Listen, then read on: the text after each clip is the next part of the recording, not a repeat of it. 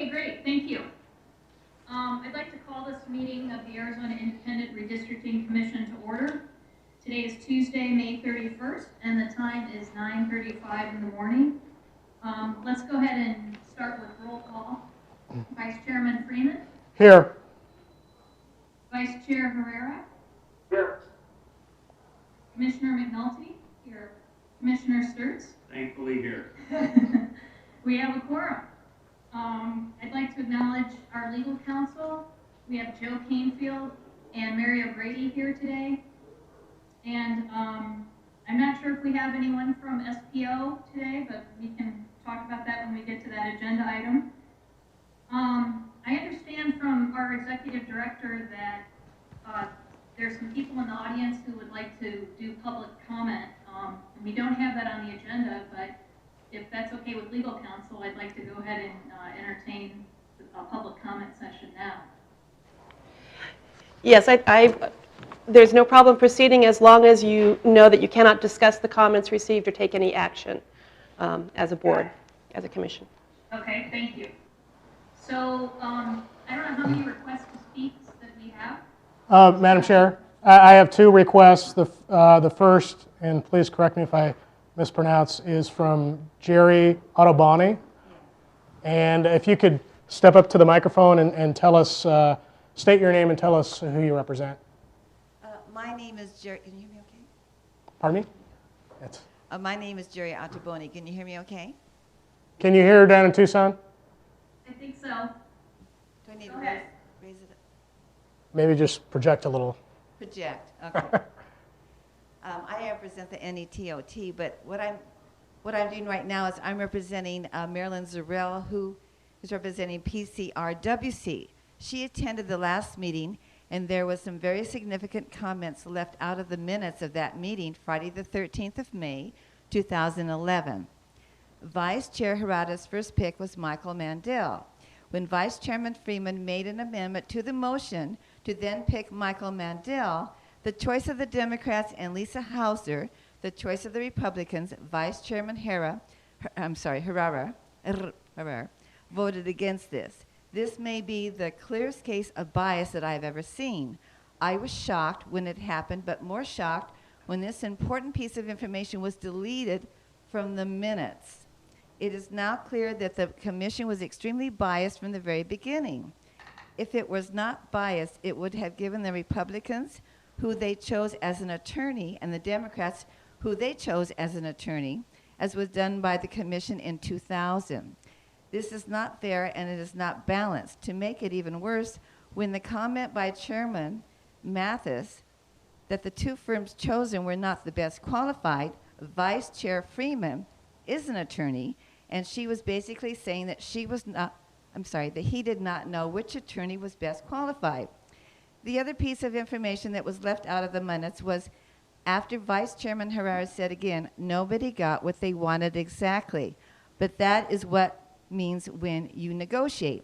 Vice Chairman Freeman objected to that and said that this was not true.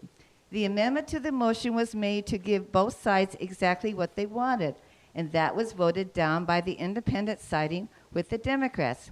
I request that this be added to the minutes. The deletion from the minutes further show that this process is biased. I regretfully submit that the minutes used to be amended to include Vice Chairman Freeman's exact words in his final objection to the Vice Chairman Herrera's assertion, and that Vice Chairman Herrera's first pick of Michael Mandel be included in the minutes in Bullet 11. Otherwise, it would appear to the public that this is a cover-up of what occurred is already happening. Thank you. Thank you. Thanks. The next slip we have filled out is from Lynn St. Angelo. If you would step up to the microphone, please, and tell us, state your name and tell us who you're here representing. Sure. I'm Lynn St. Angelo, and I'm representing OVHAT. I was in the meeting in Tucson on May the 10th, and the meeting minutes that were put out for that meeting do not resemble in any way my remarks, and I could reread them, but I just as soon turn them into the court recorder and have them recorded, if that's okay. I want them recorded exactly as I said them. I was specific, and I wanted exactly what I said to be in the minutes, and it wasn't even close to what I said that was in the minutes. Another glaring thing that was omitted from those minutes was when the Solicitor General in the meeting in Tucson on May 10th, it was very obvious that they weren't going to consider that attorney that had been assisting the commission to be considered in the selection of the attorney because of the, quote, appearance of conflict of interest. But it appears when the current Solicitor General, Dave Cole, said there is no conflict of interest, that was ignored. That was not in the minutes. In fact, the Assistant Attorney General, James E. Barton II, who had been assisting the commission with advice on issues like open meeting laws, revealed that he himself is a Democrat, and that was not in the minutes. Why are relevant details being deleted from the minutes? The public will basically look at the minutes from meetings to try to understand what is going on at the commission. I respectfully request that my comments in their entirety be entered into the minutes from this meeting, and that, to that end, I am submitting them to the court recorder. Thank you. Thank you. Those are the only two slips I had completed. If there's anyone else who would like to make public comment. No one else is coming forward. Okay. Thank you for managing that for us, Vice Chair Freeman. That takes us to the next item on the agenda, which is discussion and consideration of confidential documents associated with the mapping consultant RFPs. And I don't know who from the State Procurement Office is in the room. Is anyone there? Oh, Jean is here. Oh, great. And Christine. So we have Jean Clark, the Administrator of State Procurement. Is Jean at the microphone? She's coming. Okay, great.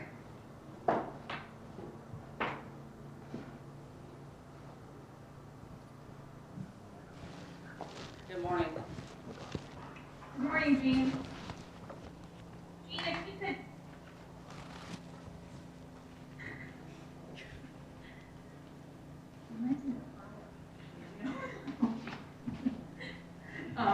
when the thing goes by.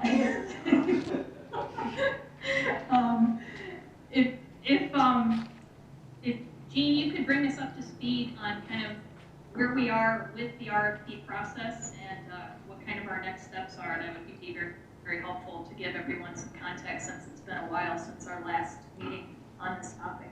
Okay. Jean Clark with the State Procurement Office, State Procurement Administrator. Just to inform you, Don Ellwanger, who was previously working on this project, has retired from state service last week. Christine Fruitman is acting as the procurement officer with myself, trying to assist as we try to do this transition. Where we stand at this point is, if you recall, last week we had a few questions that came in from some of the potential offers in regards to the solicitation. So we are in the process, I think, we've had some correspondence to draft some responses to those questions along with an amendment that needs to be issued because some of those items definitely do impact the deliverables, which would ultimately impact the pricing. So we're recommending to begin with that currently the solicitation closes this Thursday, June 2nd at 3 p.m. Because of those changes and the fact that we still need to get a couple things clarified on that, we're recommending that we extend that by 1 week so that we can get that amendment out and then have proposals due on Thursday, June 9th at 3 p.m.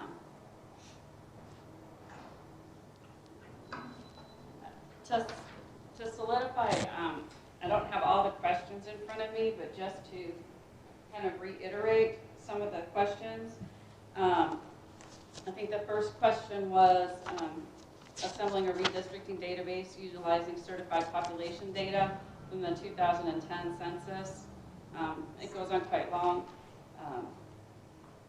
What we're anticipating there is that they would provide an estimated cost to integrate the American Community Survey data regarding citizen voting age population by race and ethnicity into the ARRC's redistricting database.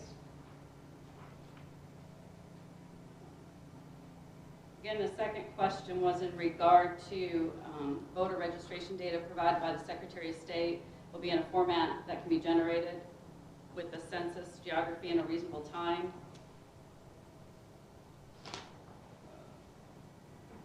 Again, this gets into other areas of particular elections used from local legislative to statewide races. Should these estimates be integrated into this data into the redistricting database? Again, the request here is to include an estimated cost to integrate the election data from the past decade into the redistricting database. And then the county election results, we would find out what data format those are in for the primary and general elections of the Secretary of State. And again, the consultant would be responsible for verifying the election data is accurate and complete. The third question most recently received too is, again, in preparing a similar database of merged census and election data from the Arizona Competitive Districts Coalition. Questions, there could be errors occurred primarily in Maricopa County. We obtained in Maricopa County and other election officials the necessary data to resolve these issues. Since this work must stand above reproach in the event of any action, we've assumed that we need to conduct another verification of this data. Again, their inquiry is if we wish for this verification to be conducted, and the answer to that was yes. We would like the consultant to conduct any verification that's necessary to ensure its accuracy.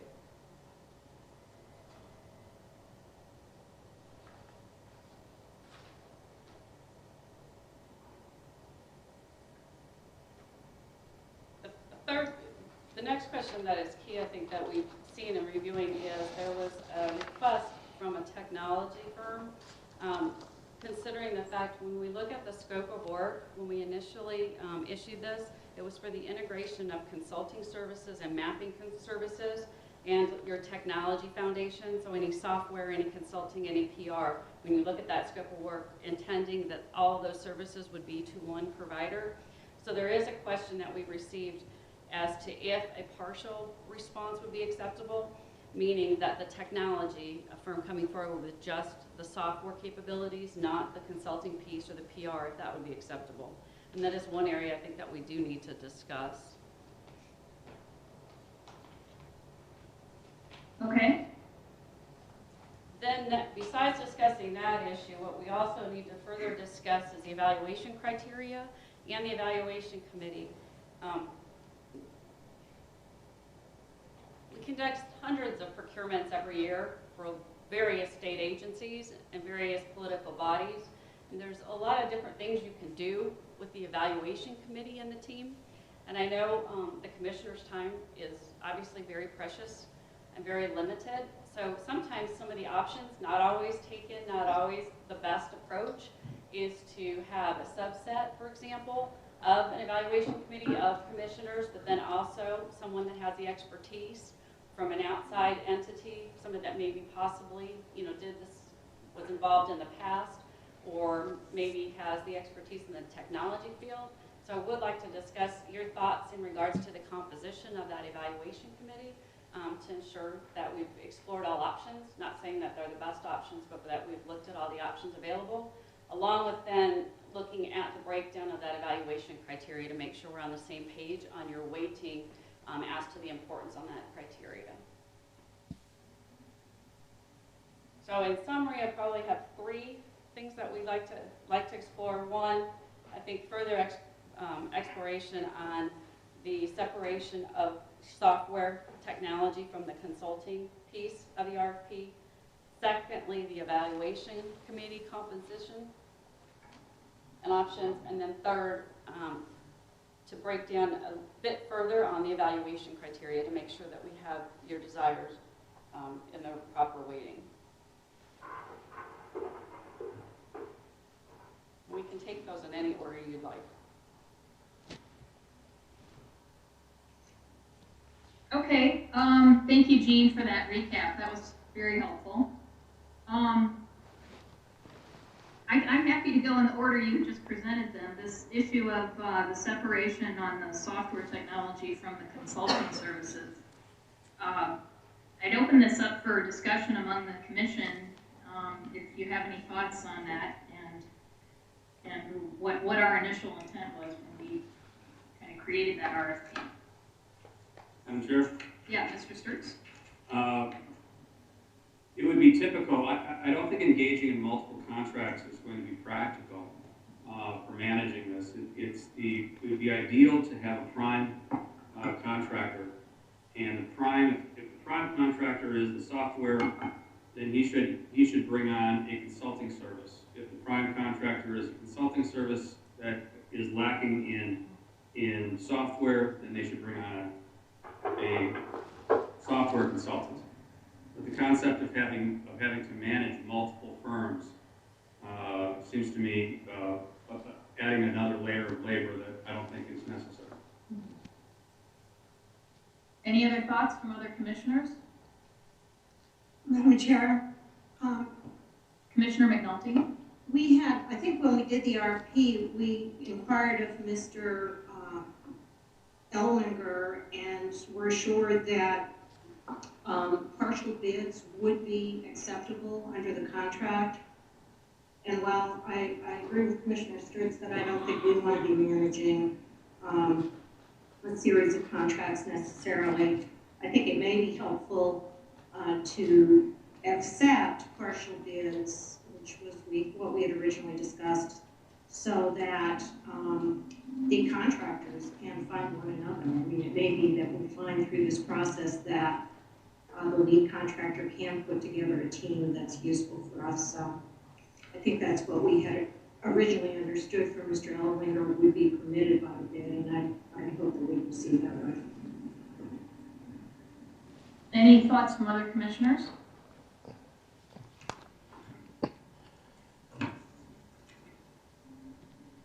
Yeah, Madam Chair, Mr. Sturts? Commissioner McNulty, there may have been an excerpt, and I'll have to go back to the document to review it, of which someone may or may not choose to. I don't think that's the intent of the commission to have, because there are many different aspects to our RFP that we could be piecemealed in as crazy. It was our intent on the RFP seeking a mapping consultant. We didn't look for a mapping consultant, a software consultant, a field interview group, someone to document this. We didn't send out 4 or 5 different RFPs looking for different skills and talents. We're looking for one group as a prime to come in. And it'd be incumbent upon whoever that prime would be to assemble their own team and bring it forward. And if they don't know who they are in the field, I don't want to have to be micromanaging it after the fact, after we get bids in, and try to assemble it after the fact. So that's my concern. Or we would end up getting a bid from a guy that's a great mapper and a guy that's a great field guy. Well, they should meet before they put their RFP together, create a strategic alliance, and submit under with one of the two of them being prime. I agree, Mr. Sturts, that would be the ideal approach. However, my concern was when we were going through this RFP, and way back on April 29th when we all submitted our edits to Don to compile, my first one was ensure that there is language somewhere in the RFP that indicates that the commission reserves the right to contract with a single or multiple entities to fulfill scope of work.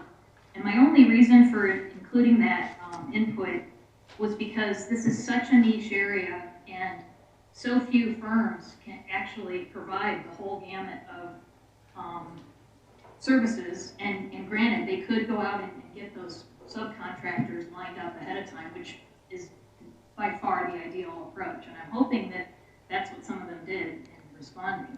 But if they didn't, I didn't want to penalize those who maybe came from left field, so to speak, and didn't know anybody else applying, but hey, they do have this piece of expertise that they could offer up. So that was my only thought. Madam Chair, And Mr. Freeman? perhaps this is a question for Ms. Clark, but with the RFP as currently drafted, what would be the ramifications if a vendor responded to it with the intent of only satisfying part of the scope of work? Commissioner Freeman. Mr. Freeman, I can't hear you. You want me to read Can your question? restate I'll it? reiterate his question. His question was. Oh, great, we can hear you, Jane. Okay, based upon how the RFP is currently written, Commissioner Freeman asked what would be the implications if someone did come in with just one piece versus having a complete solution. When we've looked at this scope of work, I mean, quite honestly, it's very infused, meaning that your software, your public relations, your consulting are very infused together. That makes it very difficult to separate out one piece from the other, is how I'm viewing it. So in the evaluation process, someone that came in with a holistic approach, be it if they subbed with someone else or be it they're experts in this area, should, I mean, come out stronger in the evaluation. And I think you can have potential. We've seen it in other different procurements at times. When you don't go with one solution on something in certain projects, you end up having finger pointing. This person doesn't understand the software, you know, that the consultant is having to articulate and communicate versus the technology people don't understand the other issues that the commission's dealing with. So, I mean, you can have those type of scenarios too. So we did, Commissioner Mathis, there is language, there's always language in our standard contract language that allows us to make multiple award on an individual type line item basis or as a total and as a whole. So we always have that right. However, I think when you read the intent of the RFP and when you're looking at kind of what the scope of work is saying, to me, you're looking for a solution, and that solution's coming from someone with a consulting and the technology background in the software. So, I mean, if we really think that we want to be able to separate those two and really have a distinction, you know, I would have to recommend that we look at that scope of work and we really do go in there and separate it. Madam Chair? Yes, Mr. Herrera? Yeah, my understanding was, and I think Ms. McNulty, Commissioner McNulty already said this, when we were discussing this, we had asked this question to Mr. Ellwanger, can someone, if we wanted to get other experts involved, would we have to resubmit the RFP? And he said, no, this RFP that we created was broad enough where we could solicit, if we needed to, additional help that was independent from the mapping consultant. That was always my understanding. Any other thoughts? Ms. McNulty? Madam Chair, I agree with that. I think we were trying to put together a list of all the services we would ultimately need, but I certainly wouldn't have agreed to let the RFP go in its current form if I had understood that we couldn't have multiple contractors bidding on pieces of it. Mr. Ellwanger made it very clear that that was permitted.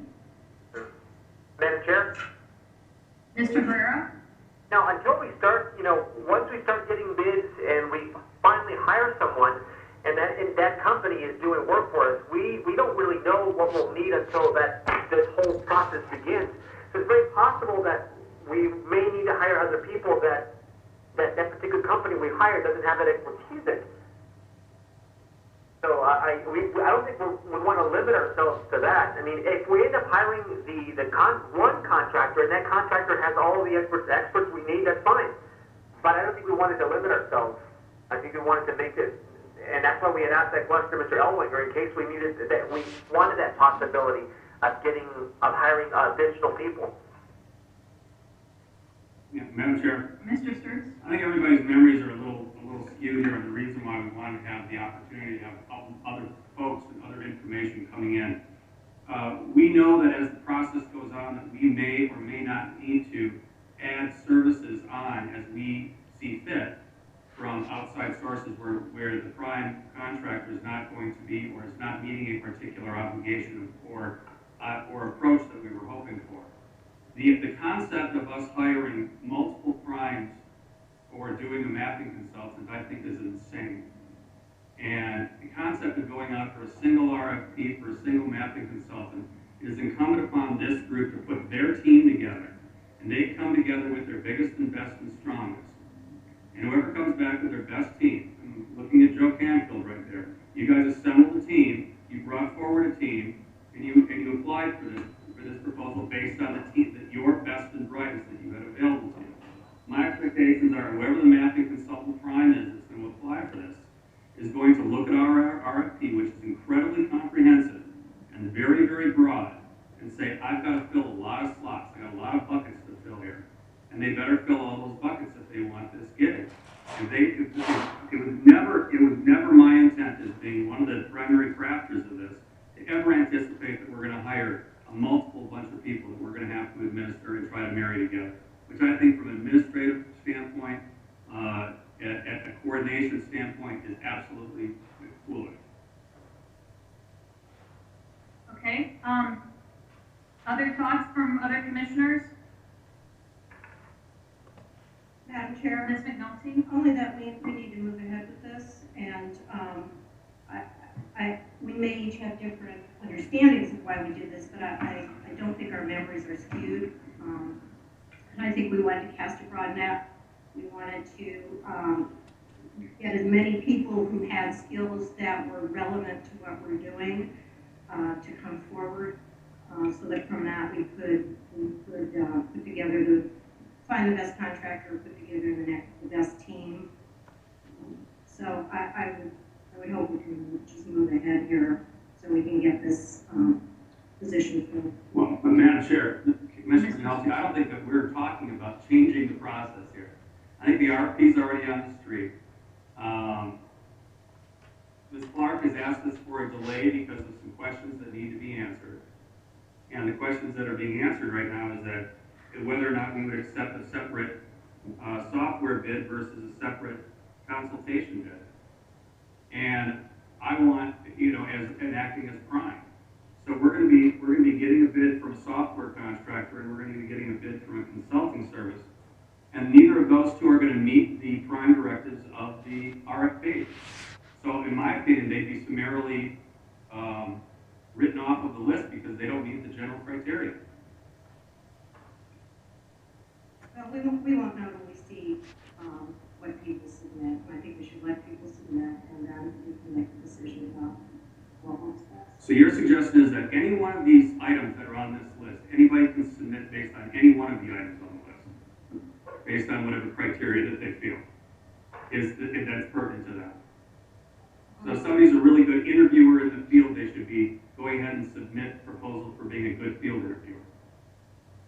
I'm proposing we did what they did last time, which is what I understood we were going to do this time, which is we describe what it is that we need, and we let people who are qualified to provide some or all of that apply, and and from that we bring the best services you can. Well, with all due respect, what they did last time, we already understand that we're not following the protocol by virtue of how we hire legal counsel. So I don't want to go down the same path of believing that we're going down that path of hiring the mapping consultant based on what they did the last time. Because we didn't follow the same protocol in hiring the legal consultant. I understand your point, and I think you understand.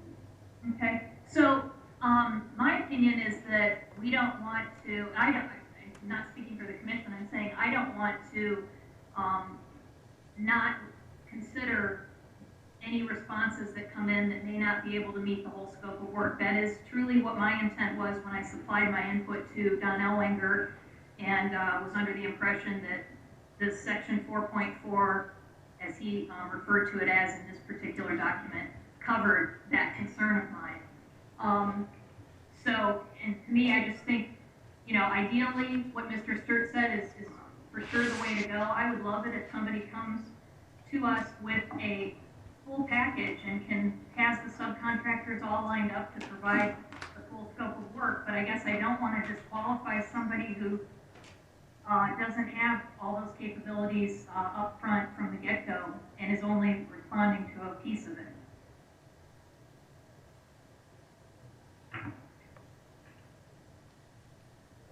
Madam Chair, Yeah, Mr. Freeman? perhaps let's get Ms. Clark's comment on this colloquy. And I don't know if this is appropriate, but I have a question. Because when you say any piece, that's where I get into difficulty. Because when I read your scope of work, right, there's one point that says, assemble a redistricting database utilizing the certified population data from the state of Arizona and the voter registration information from the Secretary of State. Then you have another, next one is provide all the necessary computer equipment to house and utilize the database.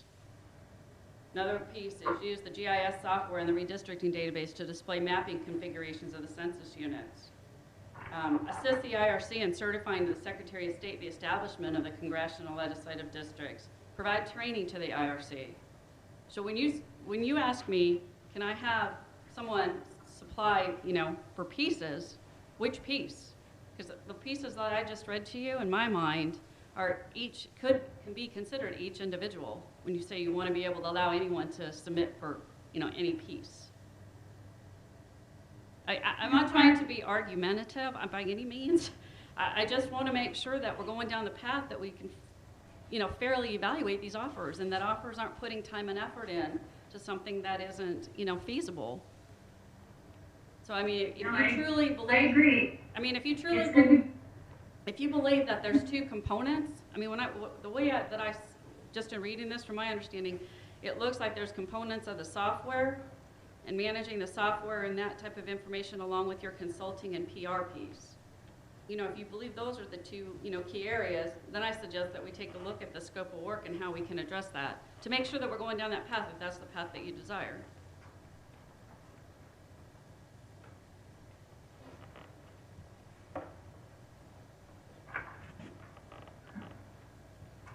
Okay, I agree. I'm very glad we're talking about this now before we see any responses, because I think it's good to get it nailed down as to how we're gonna proceed on this. Ms. McNulty, did you have a comment? Only that I think that we're going to learn from the responses too. I think that to the extent that they are responsive to what we need, they're going to be rated higher, and to the extent that they fill only a very narrow niche that can be filled by others, then clearly they'll be rated lower. I guess I'm a little less concerned about it, Ms. Clark, because if we get 6 people responding to this, or 6 firms, we'll be doing great. I think this is not an area where there are a huge number of people that are going to be available to us, and I do think we're going to have to look at what they offer and go from there. I'm a little concerned about our selecting what the categories are, although I think probably the public input and the mapping and the tuning categories, but there's also the issue of compiling the database, and that may be a third set of skills. Madam Chair. Mr. Freeman? My sense, though, is what is giving Ms. Clark angst is that how do we evaluate the responses? We're not going to be comparing apples to oranges. We're going to have different evaluation criteria potentially for each respondent. And we could be opening a can of worms for potential protests down the line unless that gets ironed out. Unfortunately, given the prolixity of this RFP and the detail we've worked into it, I don't know how we untangle these things to have, responders respond with a discrete, response to a discrete portion of the scope of work. Is that fair? It's very true, very fair. So I wonder if we should talk about, that's a great point, Mr. Freeman. I wonder if we should talk about, is it even possible, I guess, to come up with the evaluation criteria based, in an untangled manner? Is there a way to do this that could allow us to still entertain folks that are only giving a partial bid response?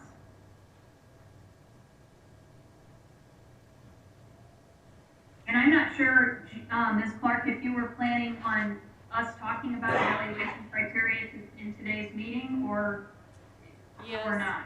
No, I was. I wanted to break down the evaluation criteria a little bit further as to what we were considering some of the main categories underneath the high-level categories. But I'll be honest with you, the way that this is formulated going towards the direction of, a prime that's coming in with a solution. It's not, it's not separated, but it is looking at your aspects. For example, and I guess also I just would like to caution you on one thing, and in all due respect, it is free enterprise out there. I mean, I know there's businesses all the time that are coordinating with others. They know their field, they know, who the other players are, to be able to come in, with subcontractors in the various areas that they, are coming in to offer. So there are those opportunities out there too, versus us being the ones that are meshing the parties together. And then down the road, you're having the requirement and the need to manage multiple contract administration issues. I mean, because the next question is going to be, if somebody's not performing, who is it? And then where do we step in to have to mitigate that administration issues and any of those contract performance issues? But in answering your question on methodology for performance of the work, that was the highest category you used, which was listed first in the RFP. What we were looking at falling underneath that area was the consulting approach and the services, and also the public input approach. The second was the software they were looking at, the security, the functionality, the training that they would provide. And then another third piece would be the timeline, the work plan, you know, your progress reports. So what I was looking for on this was feedback of those three categories underneath the main category is, does the commission have an understanding or an idea as to what the priority would be of those three? Ms. Clark, can you repeat the first one? Right, the first one, and this is just buckets, there's other, you know, pieces, but mapping it back to the scope of work, the consulting approach and the services offered, along with the public input approach and comments. The second area was the software that was being proposed, along with the security, the functionality of the software, the training provided to train the commissioners. And then third, looking at your timeline and work plan and the progress reports. Okay, thanks for that. That's helpful to think about it in those terms. Yeah, I'm kind of wondering about Ms. McNulty's suggestion earlier for all the commissioners, if we didn't say no to partial responses, if we go ahead and accept them, we would rate them differently than we would a full response, because somebody who comes together with a full team, you know, from the get-go that can do everything should be rated higher, I would think, than somebody who doesn't and that can only provide one piece. But if one person does have some kind of really unique thing that would be super helpful or area of expertise on which they could advise, I don't see why we wouldn't at least consider it, I guess. That's my take. Madam Chair? Mr. Sturts. We're hiring a mapping consultant. What would the purpose even of being, and how would you even craft a scoring sheet? You would have to create a scoring sheet based on each individual applicant, based on whatever they were responding to, based on how they responded to the line item of which they were responding to. We're not, in other words, if we're just hiring someone that does really well at public input, I mean, the level of chaos that this is going to create from a contracting administration point of view, rather than the advice that I would give if I was administering this, and if I was Gene Clark, would be that if you were going to submit on a partial, find a prime that you're really strong in field management work, and you're terrible in software work, that you go ahead and find a prime that's really strong in software work, and partner with them for a single submittal. For us to do it, for us to administer it, would be just chaotic. For us to even contemplate a scoring mechanism on it is almost going to be impossible. So I can't even conceive of trying to manage my way through that process. I would think, this is Colleen, I would think that the scoring sheet we could figure out a way to deal with scoring, because if we divide it into buckets, the person who is only responding to one of those buckets is only going to get scored in that bucket, and they're going to get zeros in the others. And I think it's going to come out, it comes out in the wash, so to speak.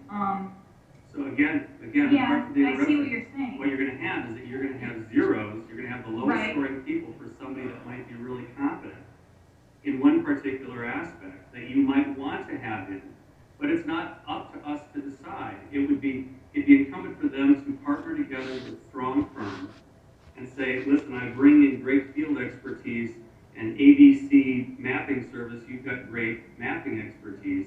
I want to be able to join forces with you. Agreed. Mr. Sturts, I have a question for Jean. Jean, does state procurement ever act as kind of a matchmaker of sorts at all? I just wondered if firms come to you guys and say, hey, we can only do X, but is there, can we tag along with somebody else? I'm just curious. Not usually. Normally, it's incumbent upon themselves to do the matchmaking. So if we have any pre-proposal conferences and things, they may meet some others there, but normally, we're not the matchmakers. No. I don't think, Gene, this is Rick Sturts, I don't think you can legally matchmake, can you? Well, I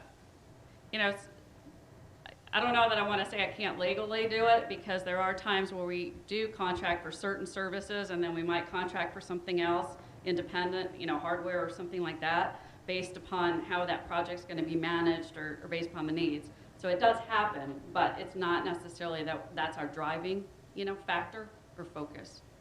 But typically you wouldn't do that under a single RFP. Correct. Right? Correct.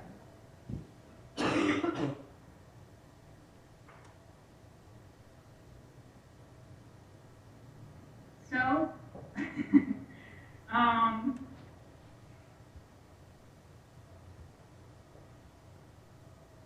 well, do we want to talk about these buckets, at least the evaluation criteria that Jean just mentioned, the three?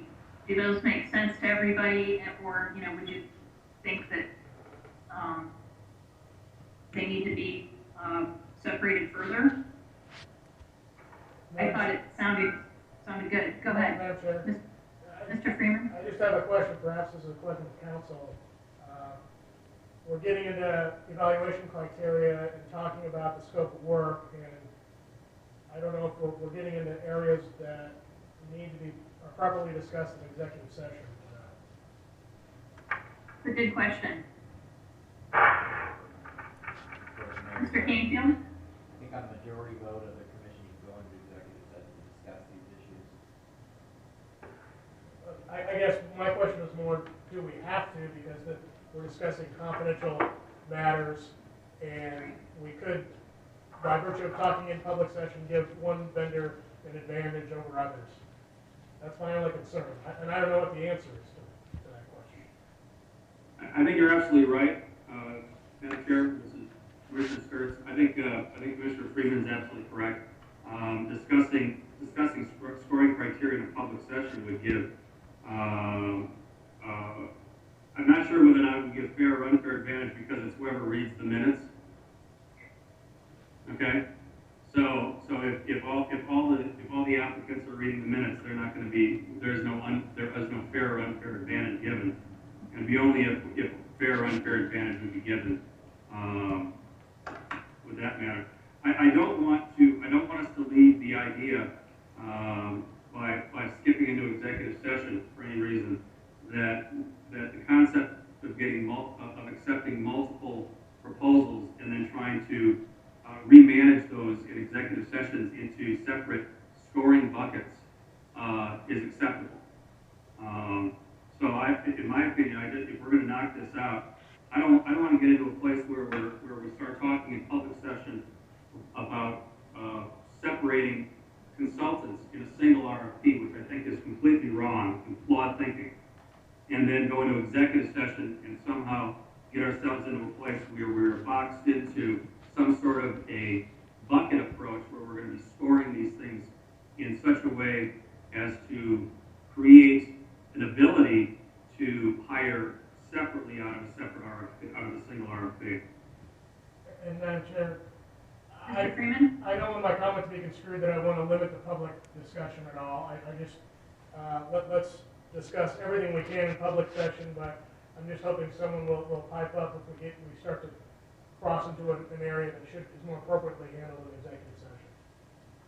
It's a point well taken. Thanks, Mr. Freeman. I agree, because when we did the legal counsel RFP, we definitely discussed the evaluation criteria in executive session. So I appreciate you being cognizant of that and raising it. So I guess to go to Mr. Sturts' point, though, these buckets, I mean, I do think the scoring of the evaluation criteria we ultimately choose it matters. do that, and I don't think it's kind of, to me, a separate issue from whether or not we accept partial bids, I guess. And maybe it would help us if we did do the evaluation criteria, agree upon how we want to evaluate these folks, and then decide, if we'll accept partial bids or not. But I think they're kind of separate issues. But how do others feel? Madam Chair, Mr. Sturts? we crafted a very specific question and answer score sheet. And is there any reason why that's not being used as our scoring guideline? Commissioner Sturts, we are mapping that. I mean, that is the intent, to map those questions to the evaluation criteria. So yes, but I still need to know the importance of those sub-factors, so to speak. Well, Commissioner, or Madam Chair, Sturts? Jean, if in doing so, do you have a categorization that you would bring forward as a recommendation for us? You gave us the first outline, which is methodology, consulting and public input, software, and timeline as being your prime issues. How do you see that as scoring? And then what would be your second tier? Okay.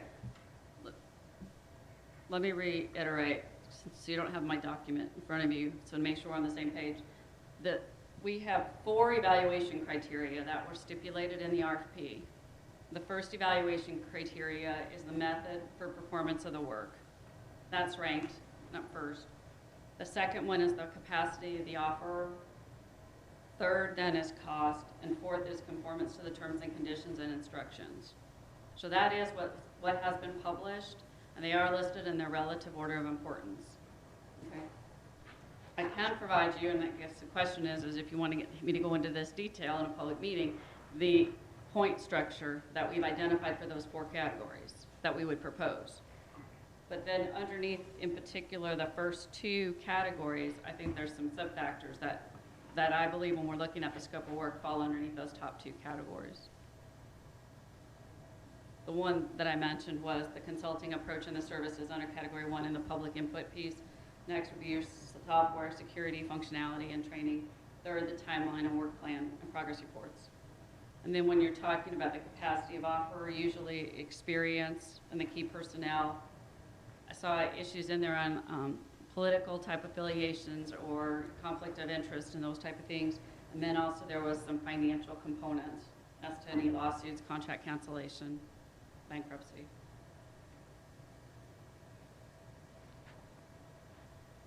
Okay.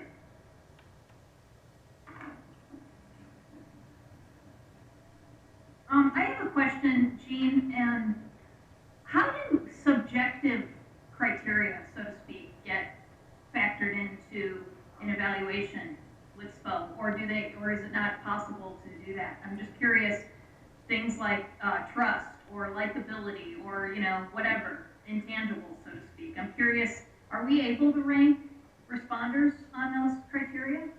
No, ma'am.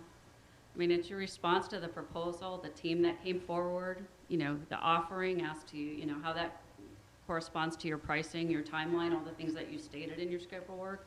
But the evaluation needs to be, in line with the offers received, and then the evaluation accordingly. So in other words, there's no room in the evaluation through this RFP process for those kinds of issues. There's not a ranking of, I like you, I prefer you. I like the blue suit you're wearing today and the red tie. I really don't care for that brown suit. I mean, no. I mean, those type of subjective factors, that's what we're here to ensure, that there's a fair, even, equitable playing field for all those that are wishing to do business with the state. Okay, that's good to know. So you were maybe suggesting to us that for methodology for performance of work and capacity of offer, that the commission might want to have some sub-factors underneath that on which we are evaluating people specifically and consistently, correct? Correct. Okay. And the 3 you were suggesting was to bundle consulting and public input together, software capacity, and timeline. Those were the 3 that I saw when I was looking at it, but you obviously are more in tune to the services and the needs. But those were the 3 that I saw mapped back mostly to the methodology of approach.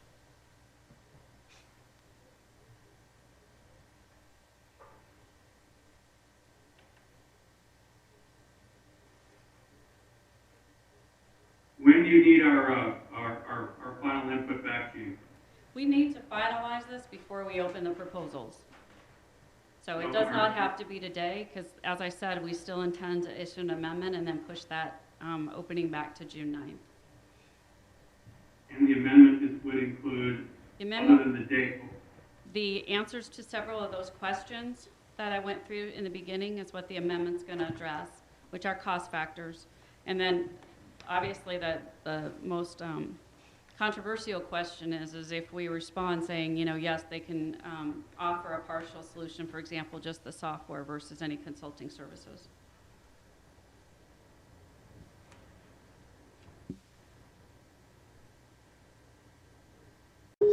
No, we didn't, because I think it was an old.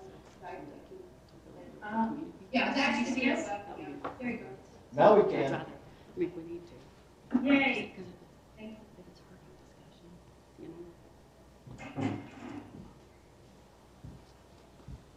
I wondered if Marty had kind of made that happen because he wanted a break.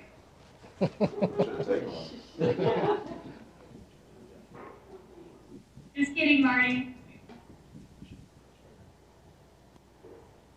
Is everybody back? Yes, Ms. McNulty. Could I comment, in light of comments earlier and your reference to Marty, that these hearings are transcribed and that the verbatim transcripts are going up on our website also, in addition to the minutes. The minutes are just abbreviated versions of the transcripts, so the transcripts are also available. Yes, that's a good point. Did everyone hear that? Did you guys hear Ms. McNulty? Yes.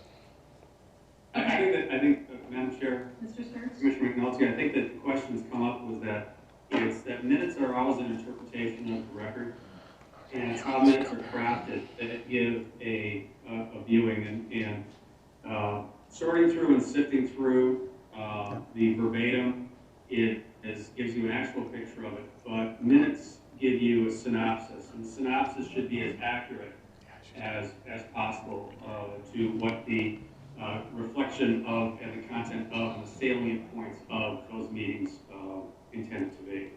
So I think that as we move forward, that being cognizant of the salient points and things that had relevance are what should end up in minutes, and I think that we have been in reading the last past draft minutes.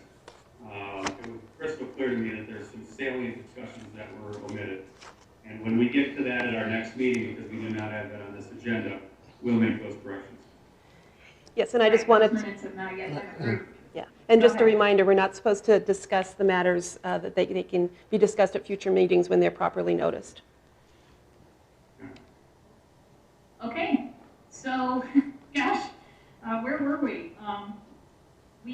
It's now 10:38, and we could go into executive session if commissioners feel that would be worth doing to discuss the prioritization of any sub-evaluation criteria that we would want to include on our scoring sheet, or I'm open to what others think. Madam Chair, Mr. Sturts? I'm comfortable with continuing to proceed the way that we've been proceeding. In public session? Yes. Okay. So we would talk about, I think what Jean would need to know is, first of all, do we agree with those buckets that she outlined, the 3, and do we want to include those as sub bullets, so to speak, underneath the methodology for performance of work and or capacity of offerer, and in what priority. And Jean, I think you also need to know from us the actual points that we would want to be assigning to each of these categories. Is that right? Well, Commissioner Mathers. Or is that our? Well, you could identify the points, or we could, if you just tell us the priority level. But I do caution us discussing the specific points in public setting, because we are not required underneath the code to identify what the specific weighting is. So, Madam Chair, I think that what we were discussing was that before we had video technology issues, which gave us a very all convenient break. Was Jean, you were going over the timeline. You were going over the schedule of events and what would be included in the addendum that you were about to issue. You were going to issue an addendum that included the delay of the 7 days to the 9th for the bid receipt and opening, and you said that you were going to be answering certain questions. correct. And what would be the content of that addendum in the questions and the answers? The earlier questions that I read that were in regards to some of the requirements that you were asking of the contractors as to the validation of some of the data. For example, you wanted an estimated cost to integrate the American Community Surveys data regarding citizen voting age population. Secondly, you wanted a cost estimate to integrate the election data from the past decade of the redistricting database, in different county information and Secretary of State. Thirdly, you wanted verification to ensure accuracy of any of the census data.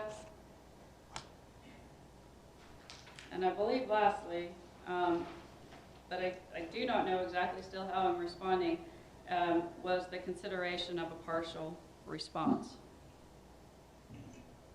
The first three questions, Jean, this is Commissioner Sturts, the first three questions, were those questions that were asked outside of the statement of the RFP? Because I don't recall that those three items were included in the RFP. They were questions that came from a potential offer or two, I don't know how many, but they came from offers. So they're wondering whether or not we are also looking for that specific data, correct? Correct. Even though it was not mentioned in the RFP. Correct. Okay. And then number 4 was? I think that's it, isn't it? Partial response. Yeah. The last is the partial response.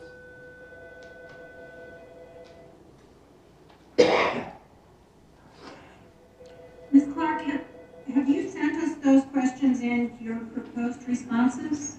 There's been emails flying. I don't know who. I know I got copies of emails. But So I don't know who all received. Madam Chair, I'm sorry. the proposed Mr. Freeman? the proposed responses to those first three questions is yes. Correct. Right. Right. Basically. Right. So if we're comfortable with that, then what remains for us to decide is to wrestle with is the partial response issue. And then the evaluation criteria, narrowing those down.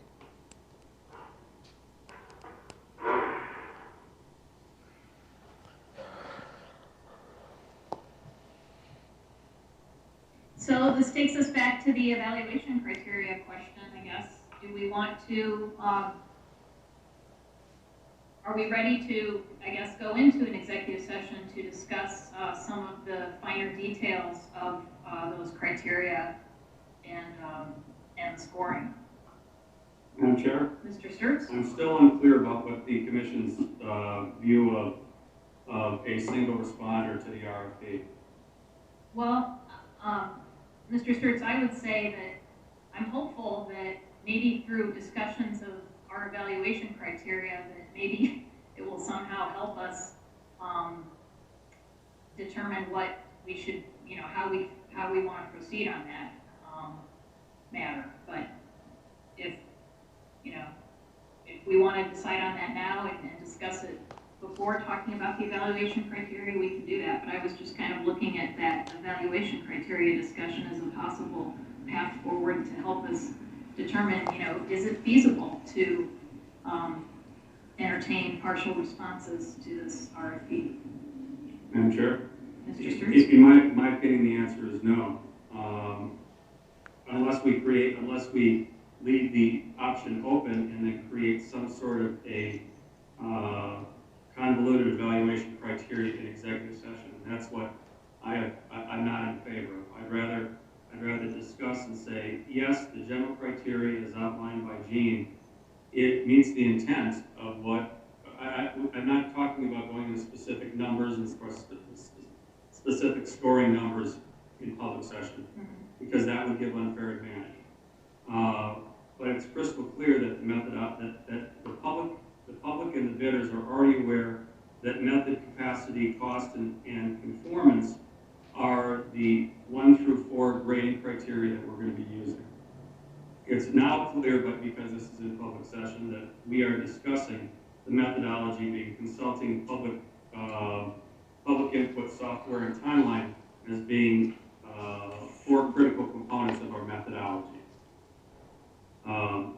If we go into executive session and start breaking this into minutia, we're going to find ourselves coming out of and still talking about whether or not we want to split this into separate, multiple consulting applications for a single user RFP. And I don't want to give ourselves the opportunity in executive session to craft a scoring sheet that allows that to happen. Okay, understood. Other comments from other commissioners? Well, Madam Chair, Mr. Freeman? one question for Ms. Clark. What happens if we take the RFP as issued, establish evaluation criteria for that RFP, we take the responses in, and we rate them, and we find that none of them really are satisfactory to our needs? Would we then be able to take the best bidder, even though they're an incomplete bidder, and then retain other consultants afterwards to fill any gaps?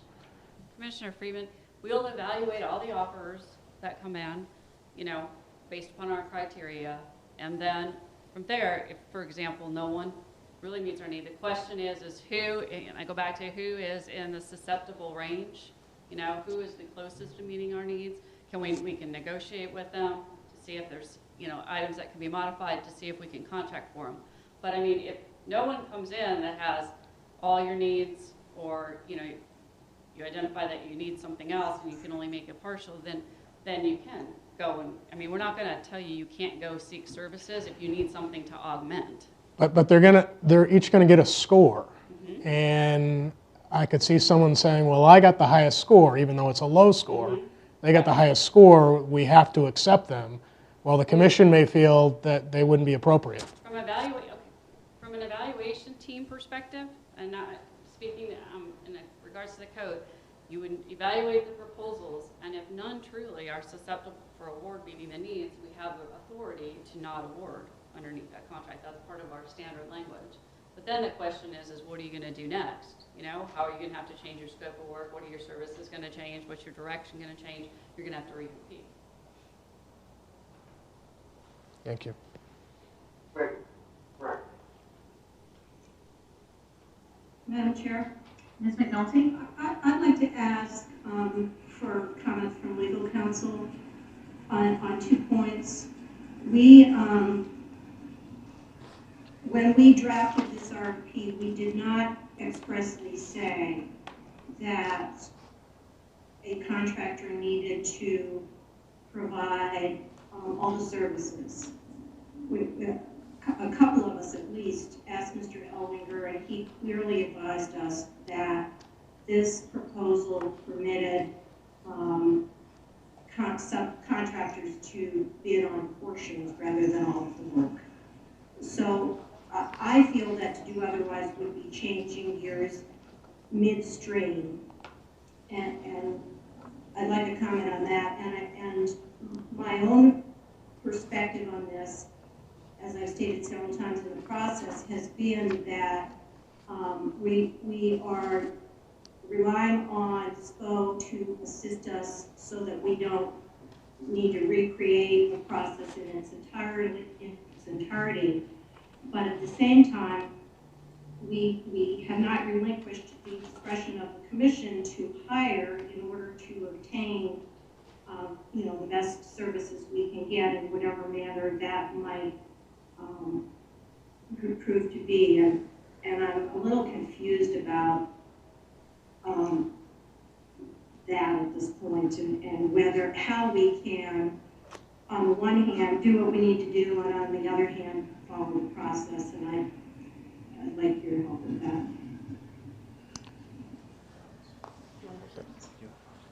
that.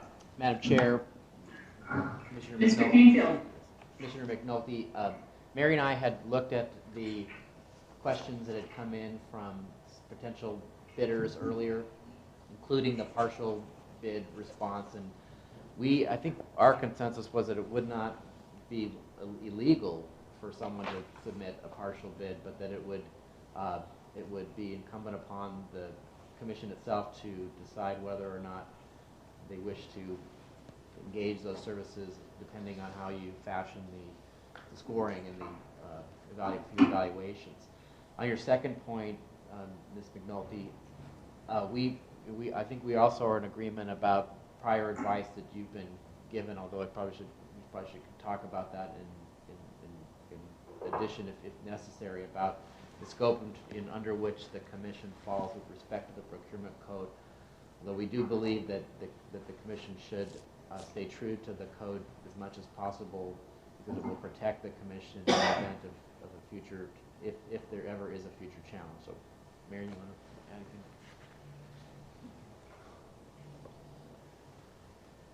anything? No, I think Joe covered it. When we went over this issue of partial offers, thought it was a matter within the commission's discretion, but again raised issues in terms of the evaluation process and sort of practical issues in terms of how it would work. And I do note some concern in terms of the agenda today. It's not noticed for action on items. It's noticed for discussion and consideration of the confidential documents, which would be like the scoring information that we've discussed. And on these other issues, it was, I think, trying to provide some guidance to Ms. Clark and others who are handling this procurement. But I did want to raise that concern in terms of actually taking action if action is necessary. It's not necessarily, if you're going to actually take a vote on the matter, it's not within this particular agenda item. Okay, thank you, Joe and Mary. Thank you. Madam Chair? Mr. Sturts? Well, what I just heard from our legal counsel was yes and no and no and yes. Yeah. You just told us that we should follow the procurement rules, but it's at our discretion to change them at will. So I don't know if that answered the question that Commissioner McNulty just asked you. Because she just asked you a question of whether or not we've got the. So I'm a little confused by that. Under the requirements under the statement of work, it states clearly that under 2.5 the contractor shall. It also allows for in the body of the contract to bring in as many subcontractors as they see fit, and we've given them ample opportunity in their offers response, included in all of the attachments, to list out all of their subcontractors that they may be bringing forward. It would be, for us to entertain breaking this consulting service up into pieces would mean for us to, in my opinion, withdraw the RFP and go through another RFP process again. Because what I just heard from council was that sure, what we should be doing was following what KDOA is requesting us to do, but we can change our minds later, even though it's going to expose us for possible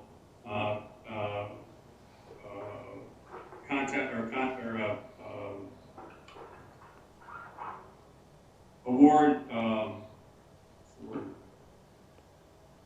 Challenges later. So,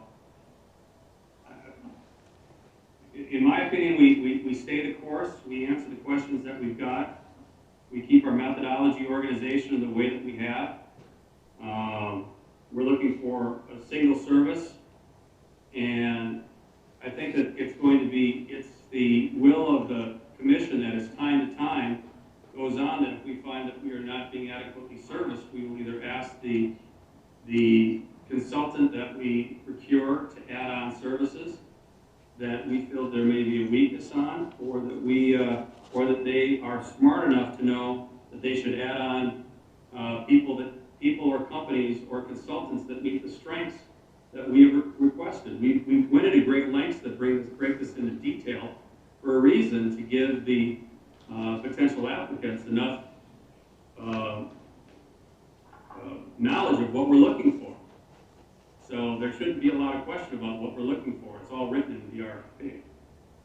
I would agree with that, Mr. Sturts, but I just, from my own perspective, I can tell you that from the very beginning, when we were doing this, and I even have it in black and white proof, because I supplied my input to Mr. Ellinger in a Word doc that he then wrote on, and I wanted to ensure that the commission reserves the right to contract with single or multiple entities to fulfill the scope of work. That's how it's phrased, and I'm hopeful that there is some kind of way through the evaluation tool to be able to accommodate, to at least not close the door to people who want to provide a partial response. And I guess my opinion hasn't changed since I initially wrote this input when we were drafting the RFP. And I was of the understanding that that is possible. And what we just heard counsel say was that it's, quote, not illegal to have a partial response. So that's my take. But I'm open to other commissioners, how you want to proceed, or if there's other input from Mr. Freeman or Mr. Herrera or Multi. Madam Chair? Yes. Going back to the point I made before, perhaps if we take the RFP as written, because if we redo this, we're going to be losing too much time, I'm afraid. We get the responses. We may find that there are no qualifying responses based on the RFP as written. We may find that there is one that does qualify, at least for most of it. Maybe we think there's some holes, and we see in some of the other responses that are inadequate with respect to the entire RFP as written, but they look very strong with respect to some subset of skills that we may need. We could then either relet the process, looking for a constellation of vendors, or go with the best responder and then go back to this other responder who really only responded in one particular area and hire them separately, subsequently. So my thought is we go into executive session, develop the criteria with the RFP as written, and we're going to have to take the responses as they come in and deal with them later. And I think to follow the code, we're going to be looking for primarily with a responder who's going to meet all the criteria. Who's going to be responsive to the best score with respect to the RFP as written. But then if we have holes, or if there's somebody else out there who we see by virtue of their quote-unquote partial response is very strong in an area, would be acceptable to us, I don't think there's anything stopping us within the discretion granted to us under the Constitution to retain that contractor subsequently. Does that make... Mr. Freeman, I agree with that, except I don't think there's a reason we would have to do it subsequently. I think we devised this RFP for the express purpose of being able to do that as part of the process, and I think it's essential that we continue on that course. We did not set this up from the very beginning that it was going to be a single vendor process. That wasn't the intention of that wasn't my intention. As Matt just said, it was not her intention. And to change course right now, I'm not to change course right now, unless there's a subtext here that we aren't all understanding. I think we said at the beginning we wanted to cast a broad net and see who was out there. And as I said to Ms. Clark, there aren't a lot of people out there who do these kinds of services. And I feel strongly we just need to see who there is, answer the questions, do our scoring, and the rest of it will take care of itself. Obviously, if someone is very strong in one particular area and not in others, we need to have a scoring criteria that takes that into account.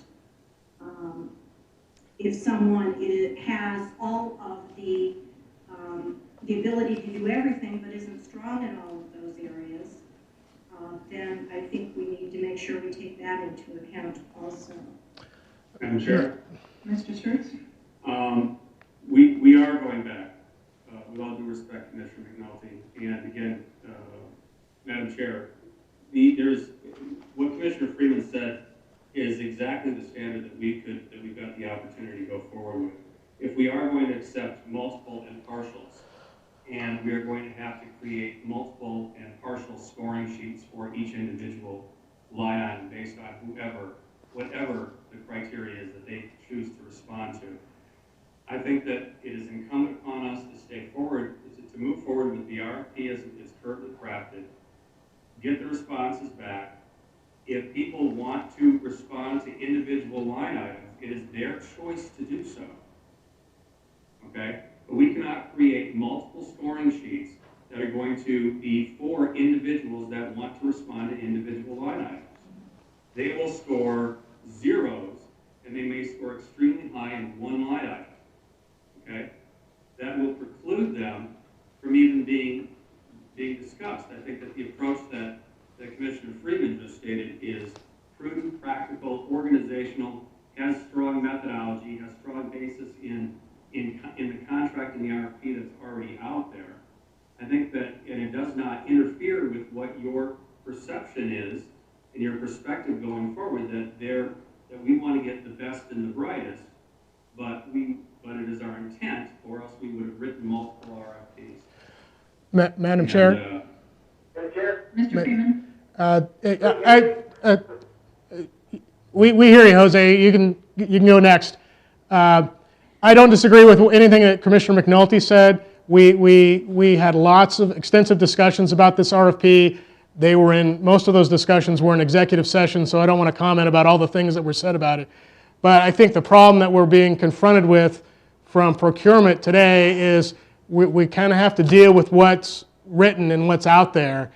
And to me, to go forward as quickly as possible, because time is of the essence, as outlined is maybe the simplest, cleanest way to move forward. Oh. Mr. Herrera, did you have something too? Go. I think I've said this before, but I thought it was pretty clear to me when we were having this discussion from the beginning that we were not going to submit another RFP. If this RFP was enough to gather or solicit any type of expert in this area, that individual did not have to submit the request for every part of the RFP. And that was for me to, when the RFP was due, or maybe even later on when we found out that we needed other experts. And I never thought that we would find one organization that was an expert in everything we were looking for. I always assumed that, that we probably will be needing different people. There might be one firm that does the majority of the things, but they will not do all of them. So I guess I'm at a loss, and we're now making this change.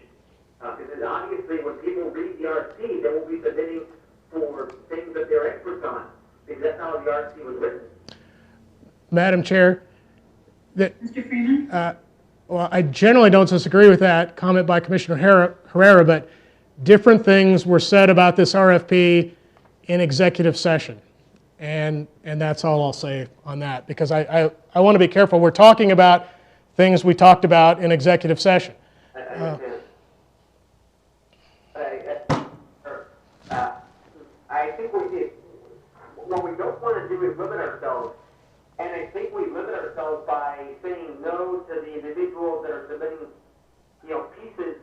of the RFP, they're responding to certain pieces that they're experts on. And I would welcome those individuals submitting to the RFP for those specific pieces. Because we don't want to limit ourselves. If we end up hiring someone that is not an expert on everything, then we're going to have to go back out again. Madam Chair? We're having trouble hearing Mr. Herrera. Just so you know. Perhaps I can restate it. It's basically saying we don't want to limit ourselves and retain flexibility, and I agree with that sentiment. And I don't think, at least my comments weren't meaning to suggest that we would limit ourselves, and there is no subtext as far as I'm concerned. I think we need to deal with the RFP as written. We're going to have to accept it as written unless we want to withdraw it and redraft it, which is going to take some time, and then reissue it. If we deal with it as written, we're going to have to develop some evaluation criteria and then look at the responses. And I don't think that means we're limited to just one consultant or one contractor ultimately. Maybe there is one, but maybe not. I think to move forward as quickly as possible, we're just going to have to deal with what we have, what the cards we've been dealt. The cards we've dealt ourselves, I suppose.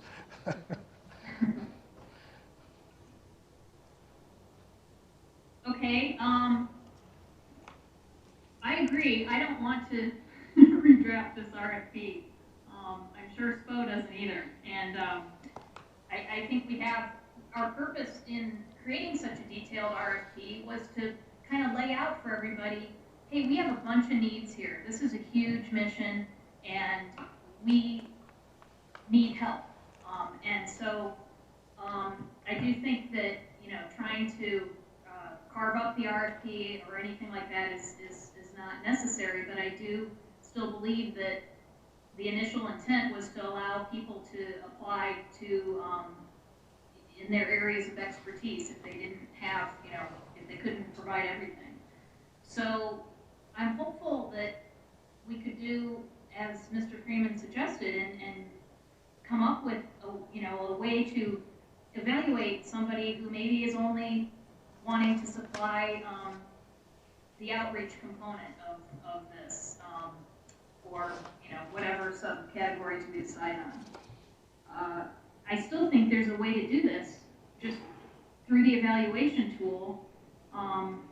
If we agree ahead of time that if there is a partial response and somebody knocks it out of the park on one aspect of it, that there ought to be a way to bring them into the fold if we all agree that they should be. Madam Chair? Mr. Sturts? Bringing them into the fold, I think, is at our discretion. Yeah. I think that the methodology should be based on a single prime that allows us to have a single criteria. I think that to answer question number 4 for Gene Clark would be that yes, please submit all so that we have a grouping of all potential applicants in all potential categories to state clearly where their levels of expertise are, so that we have an inventory of applicants.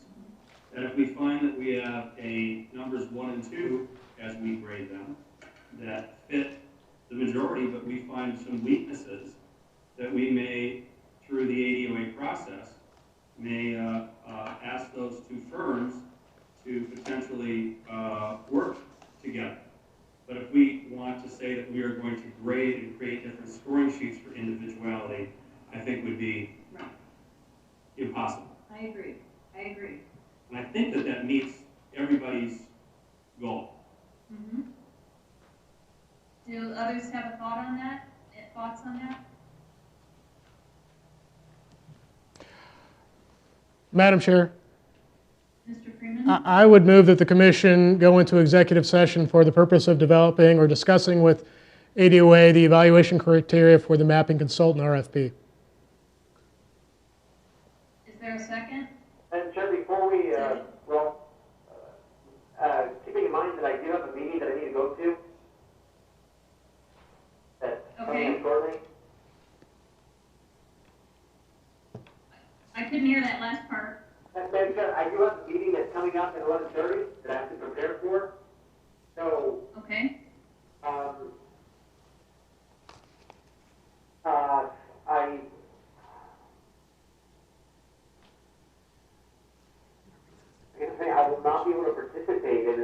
want to be part of the discussion.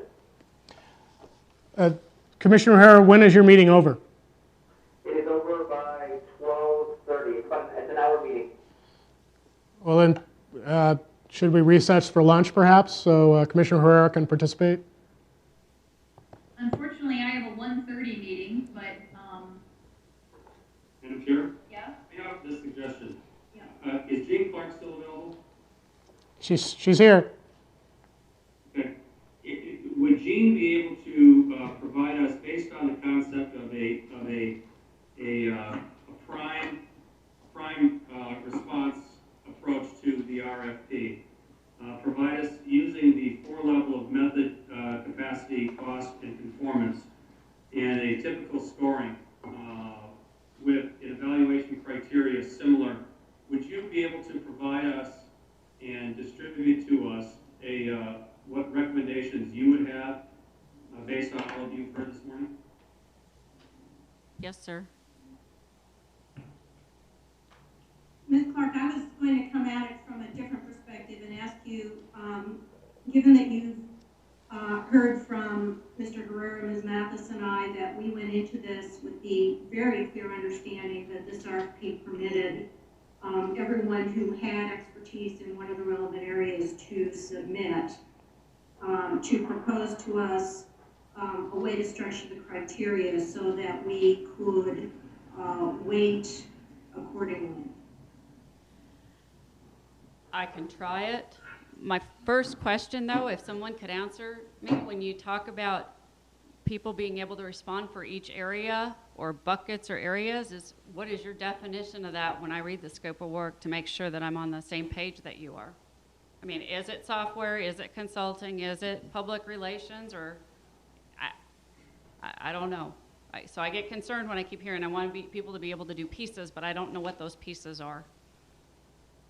I think the buckets are generally, as you described, software, public outreach, software capabilities, mapping capabilities, public outreach, and what was the third one that you had given us? Oh, timeline. Well, our timeline kind of is what it is, but I really think the two really key areas are the mapping ability and expertise, and the public outreach ability. Madam Chair, Mr. Sturts? with no difference to the chair, Commissioners Ferreira and McNulty, it's crystal clear to me that when someone comes back and they only bring back a proposal where they are proposing their software skills, that they're going to score extraordinarily high in software.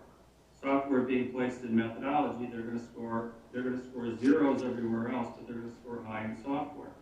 I can't conceive a scoring document that cannot become arbitrary and capricious in the way that you would be able to give capacity, cost, conformance, other than that. And I think that it's ill-conceived to try to approach a project like this where you are trying to micromanage sub-consultants coming in. Again, let them come in. If they're strong in software, let them find a good mapping consultant or a good outreach consultant. If they're great in outreach, let's have them find a good partnership to go in with. It's done every day. ADOA reviews multi-party contracts every day. And if they don't have and if it's going to be incumbent upon us to pick and choose and to try to nitpick each one of these individuals, it's going to become exactly what you just described, Madam Chair, which is going to be subjective, which, quite frankly, throws this whole process into a place that's it's going to be not be able to stand the test. Madam Chair? I'd rather play by the rules that we set forward from the beginning. I believe and trust in what your basis was, that there is going to be, I believe that there's going to be a need for multiple consultants, as there was in the previous commission. There was a need for multiple consultants in the previous commission. And they were hired at will. And I don't believe that that's going to change. But we need to get a prime on board to begin doing the yeoman's work of this process. And the RFP crafts what that says. And I don't want to be trying to micromanage this process at this time. It doesn't make any sense. Madam Chair? The more we talk about it, the more it comes into focus for me how we might do this. What if we were to,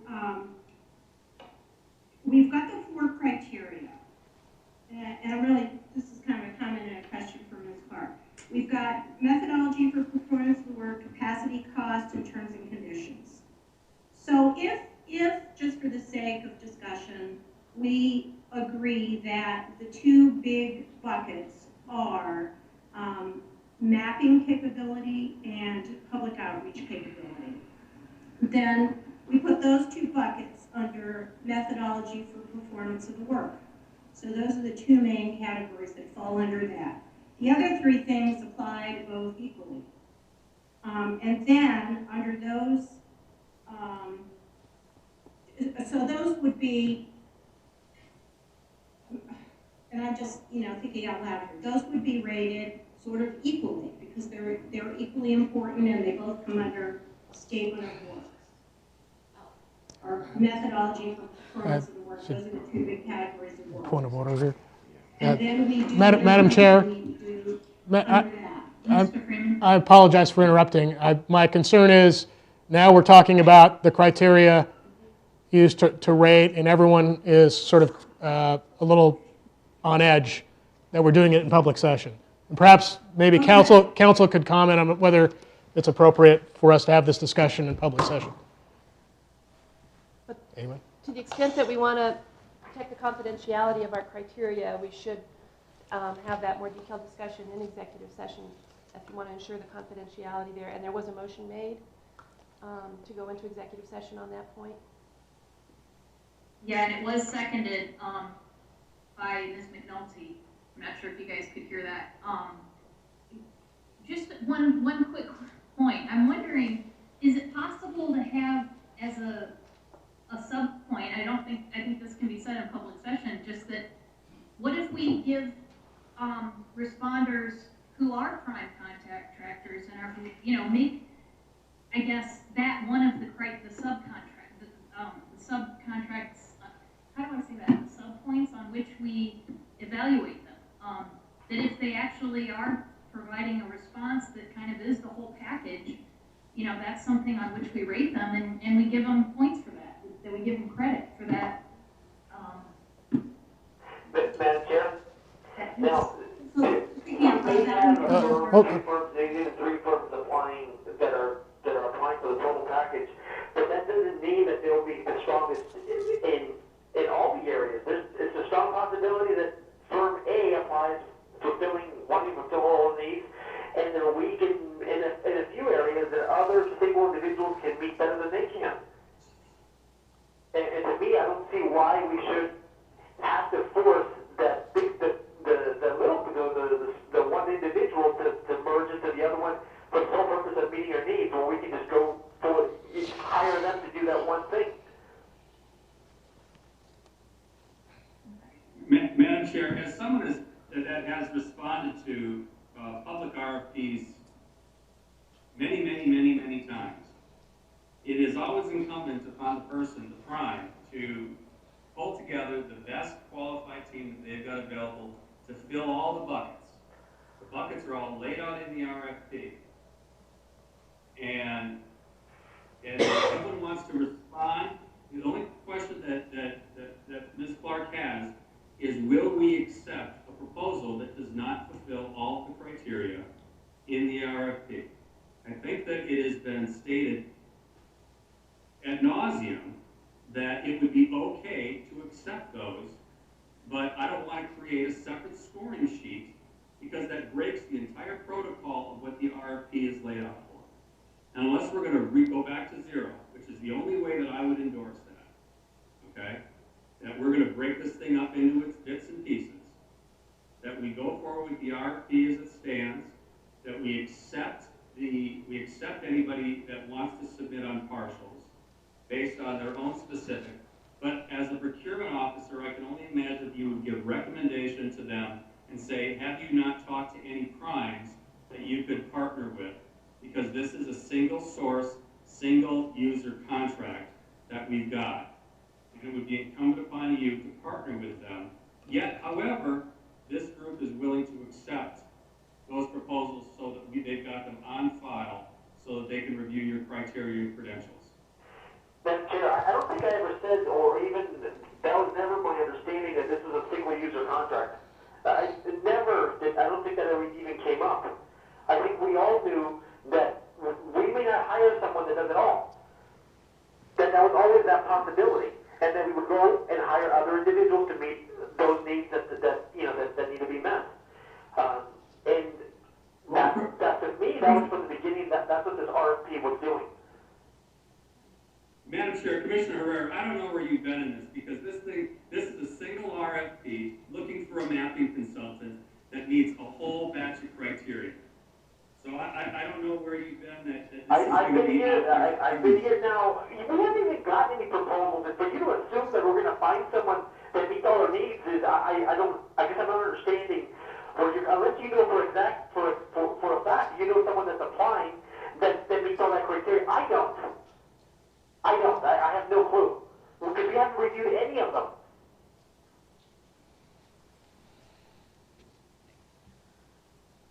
Just, if I can speak just for a couple minutes. You know, I understand that there's some differences in thoughts here, but I mean, we are trying to mesh this with procurement code. And the thing is when I read the scope of work, it looks like you are looking for someone that comes forward with software capabilities, mapping, outreach, that understands the entire package, knows how the software works, can train you on the software, can do outreach and explain it to the public, and can do consulting on top of that, along with having the mapping capabilities to draw those maps. That's what I read. I wasn't part of the previous conversations or any of the conversations or what the intent was. But reading it as a layperson, reading your scope of work, that's what it appears. If you really believe that you want pieces, and maybe someone will not meet all those needs. Someone may not come in and be a slam dunk 100% on every area, and then if something's missing, you're gonna have to identify what do you wanna do with that. But if you really intend to divide this up and say someone can come in with just a software package and offer their software package, and that is going to be looked at just as equally as someone that's going to have the consulting, understand the software, and do all that. That's where I think you're going to have problems, and what's going to happen is that's when you're going to be determined arbitrary and capricious. Because from a procurement officer perspective, you know, why did we not give this software, you know, to this one company? Well, because I didn't like him, and I didn't like that red tie today. You know, if they score really strong on that software, when really in reality they don't have the consulting capabilities or the outreach capabilities. But I mean, I obviously can't speak for the commission. I'm just trying to navigate you through this process, but I have to say I'm getting extremely concerned with these conversations and this dialogue. And from what I'm hearing is the lack of or unity as to which direction we're going. Because that is only going to open us up into any protests or anything on the administrative side. You know, and I still... If once we start receiving RFPs, and some RFPs are from individuals that are submitting to meet some of our needs, then our RFP wasn't that clear then. If we're getting proposals from firms that are meeting all our needs, and then we're not getting any proposals from individuals meeting certain needs, then the proposal was clear to them. So I guess, have we received any proposals? No, definitely not. If we haven't started receiving them, I think that'll answer the question. If we're getting proposals from all these, individuals meeting certain needs and not the entire enchilada, then are we did it really create the proposal that is understood, this is what we want? Am I making sense? Because I want to make sure that we haven't got any proposals, we haven't reviewed any. For all we know, we'll get proposals from only firms that will be meeting all of our needs and none from those individual pieces. We have not received any proposals. We will not receive any proposals, as we talked about, until June 9th at the formal opening. But I can inform you from past experience on different procurements that if you don't have some of the key salient understanding of the direction you're trying to go, we're not going to have success. I don't think you're going to feel success, and we're not going to feel success probably on our side of going through the procurement process. Okay, I have to actually go to my meeting. Can we reschedule this to 12:30?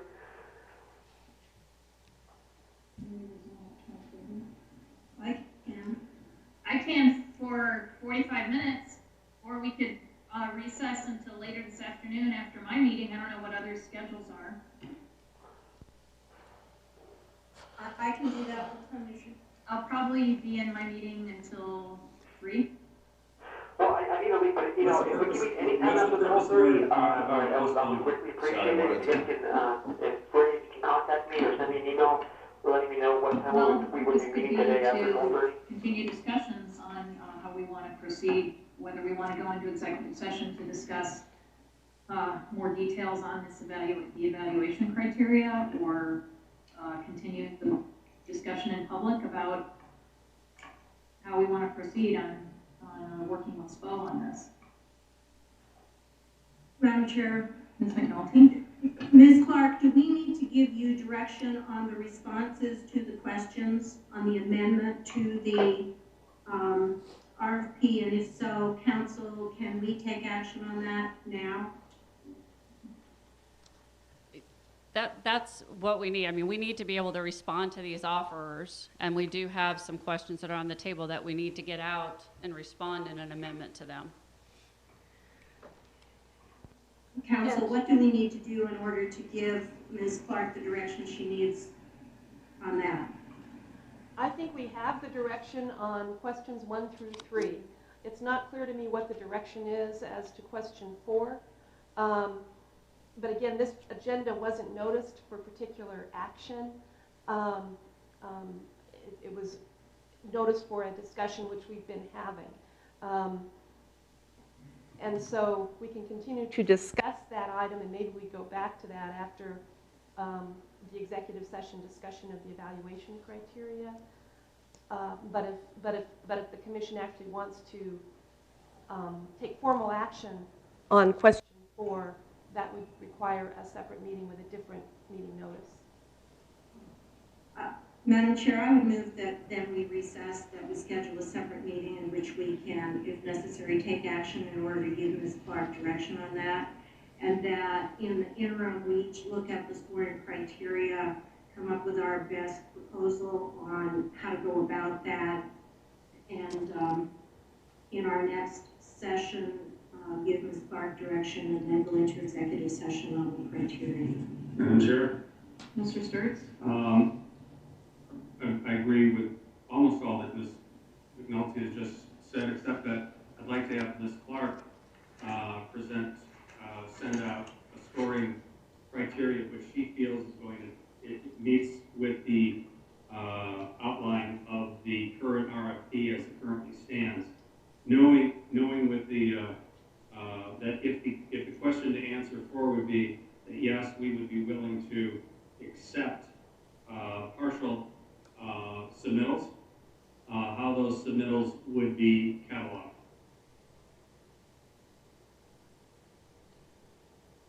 Okay. Ms. Clark, does that make sense? Yes, sir. Any other discussion on this? I don't think. Okay, we need to take a motion.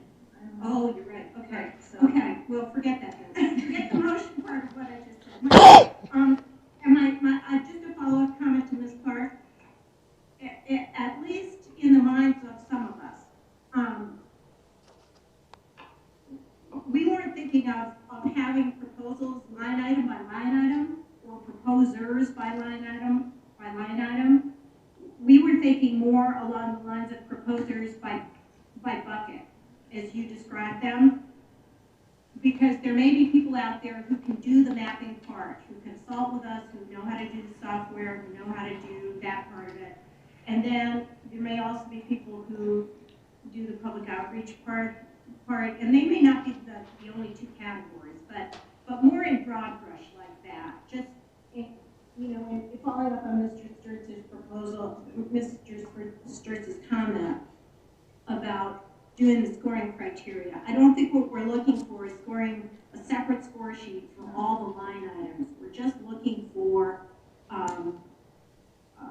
buckets.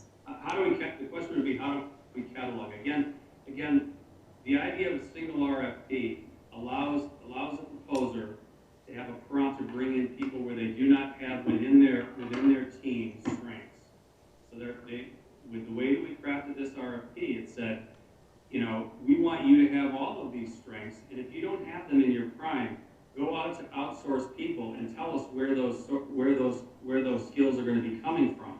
We've given the proposals a really broad brush to be able to bring in all kinds of talented people that can do various things that they may not have. They're a great mapper, but they're a crummy outreach person. They're going to bring in an outreach company, and they're going to bring them in under their single contract. And I think that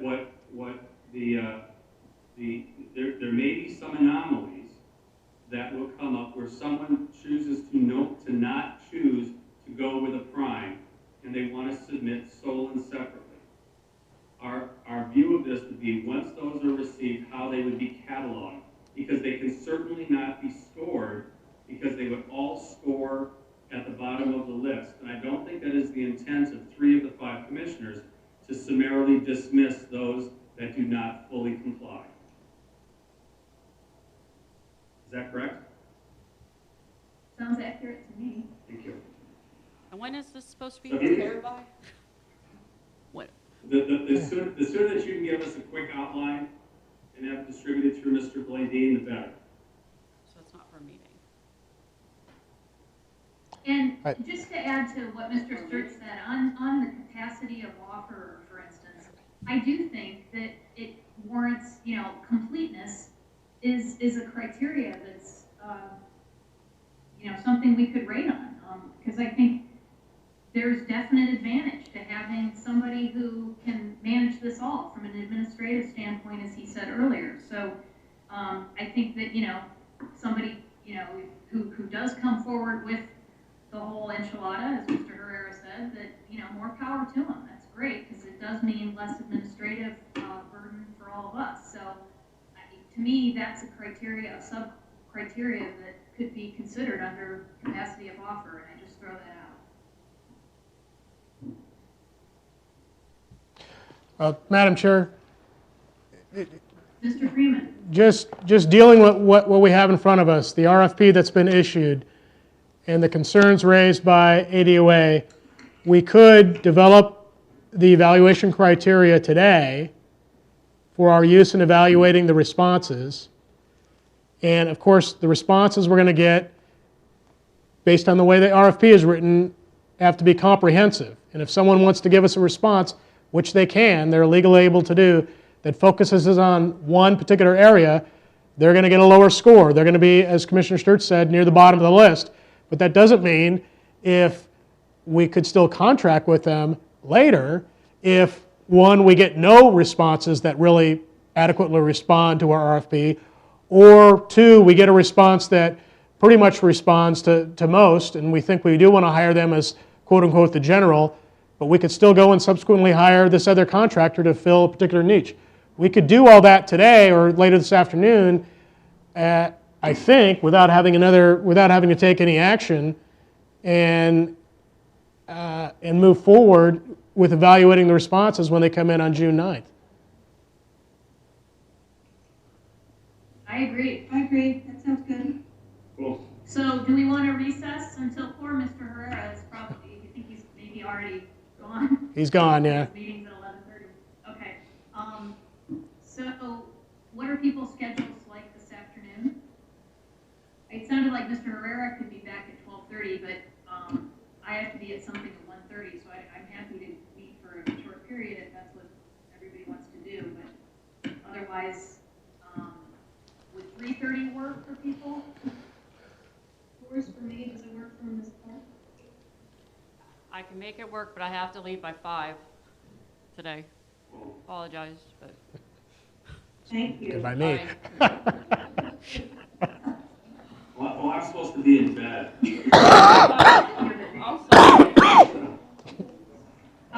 Okay, and council, does that work for you and Mr. Freeman? 3:30 will work. That's fine. We adjourn, just take a recess, sorry, and it's now 11:34, and we'll come back at 3:30 p.m.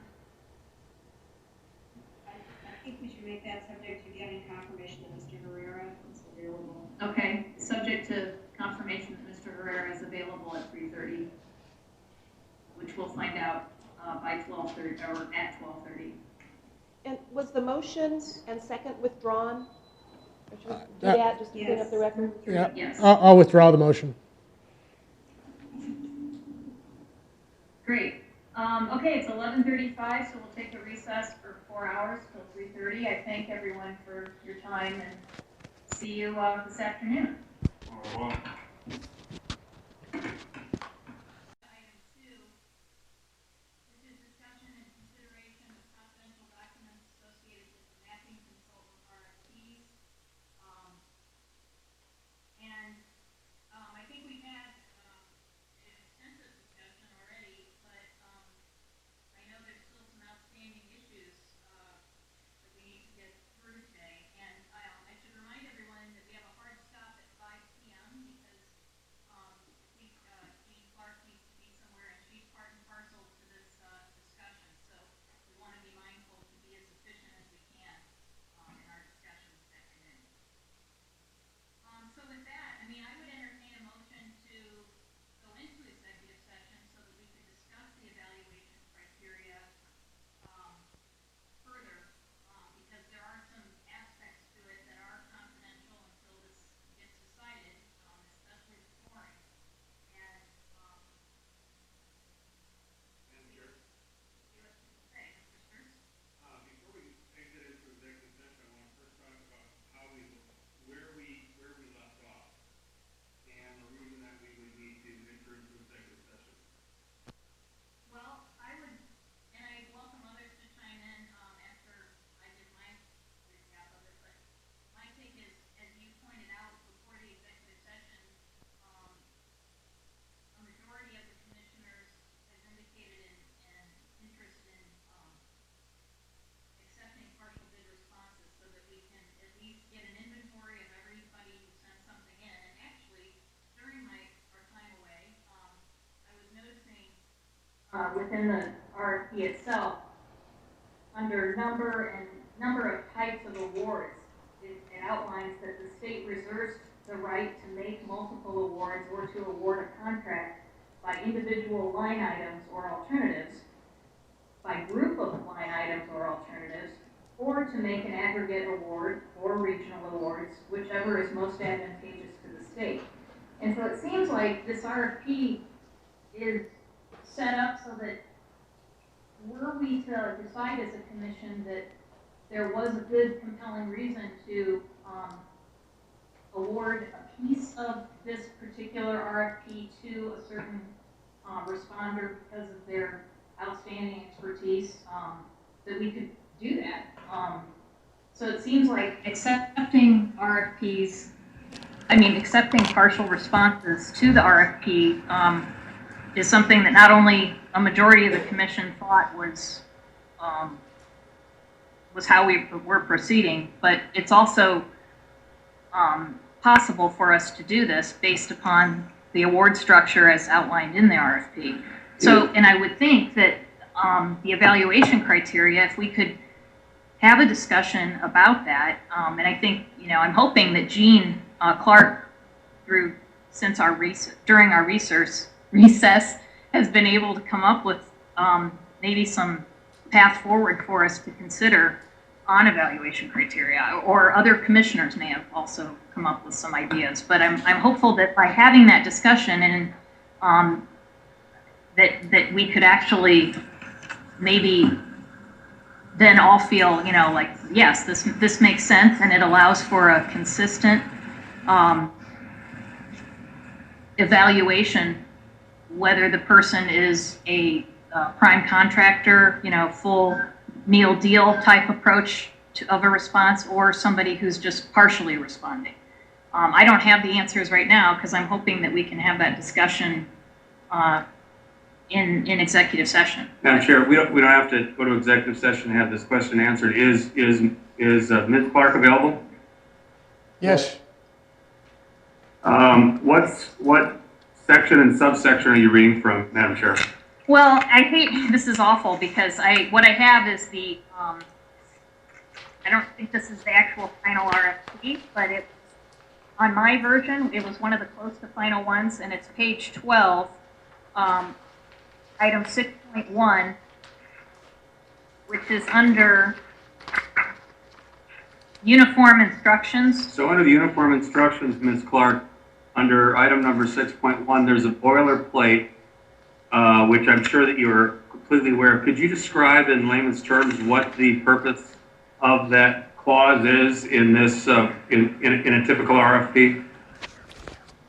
Yes, Commissioner Sturts, it is standard language in all of our, solicitation documents that get issued, that we have the right to award, by individual line item, by group, as the state seems fit. But you also have to take into consideration how you have scoped, the procurement, what you're trying to achieve, and then also you have to be able to, support and document that through your evaluation process. So although the language is there, it does not give, as one may think, just carte blanche, to choose, pieces or, totalities or add a couple pieces together. So you still, when you're issuing and crafting any solicitation document, you still are, describing and in some ways providing what the intent is as you go forward. And that also then links into your evaluation criteria. So, Madam Chair, Ms. Clark, would that type of clause be more typically exercised in a procurement of line items of goods and services?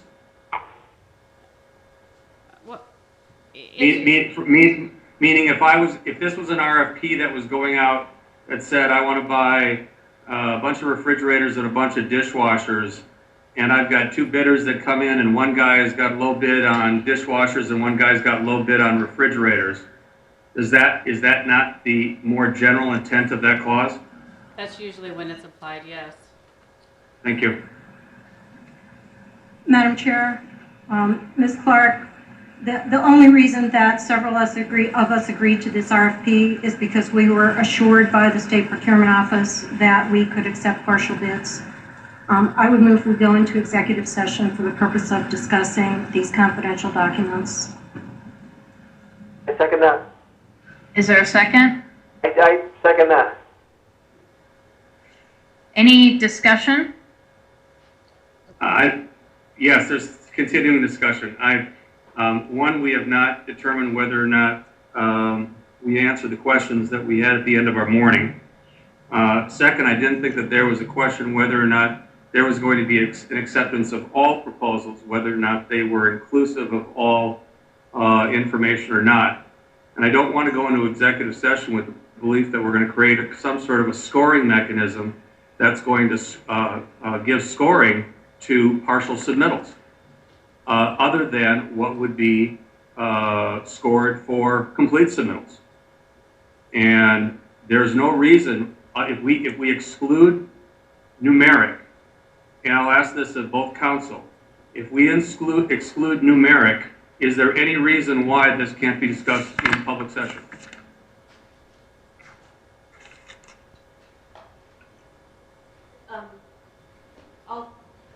My preference at this point, frankly, would be to give legal advice on these issues in executive session, if the commission were okay with that, because we are getting into an area where we're dealing with the confidential, both legal advice and this whole evaluation process, which is at this point dealing with confidential information. And so I would feel more comfortable with the legal advice related to that issue being given in executive session, if that were the will of the commission.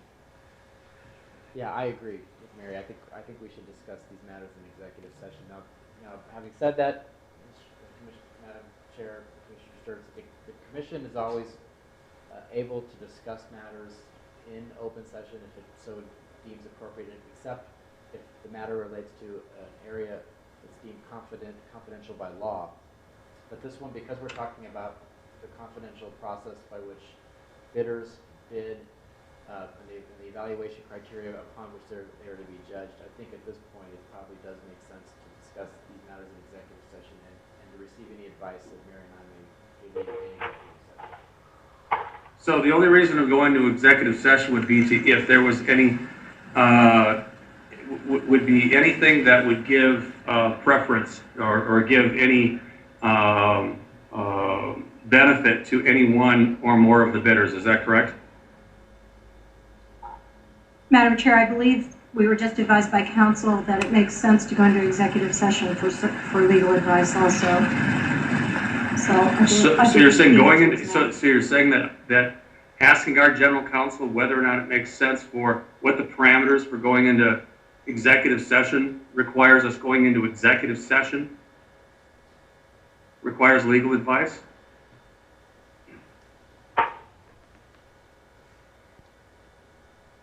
Perhaps, Commissioner. We do. Chairman Mathis, perhaps I can just provide some clarity from past experience. I think you're getting into an area where you're subjecting yourself to some liabilities you don't need to subject yourself to. If you quickly went into executive session, got your legal advice, then came back out and do whatever you want to do, I think that's fine. But I think the more that we talk about this issue, after having been told by the attorneys it's probably not a good idea, really isn't a wise thing to do.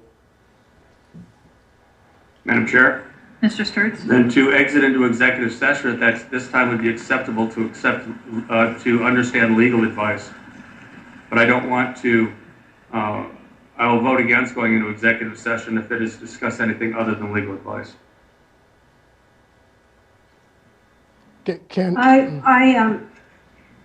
Someone tell me if I can't amend my motion. I believe my motion was to go into executive session to discuss confidential documents. I would amend it to go into executive session for legal advice and to discuss confidential documents. I accept the amended motion. Second it. Any discussion? All in favor? Aye. Aye. Any opposed? No. No. Okay, so it sounds like the ayes have it. It sounds like Herrera said aye, McNulty said aye, Mathis said aye, Freeman and Sturts both said no. So I guess we'll go into executive session. The time is 3:48 p.m. And since confidential documents is a part of that motion, I think that Jean Clark should be there for that discussion as well as our counsel.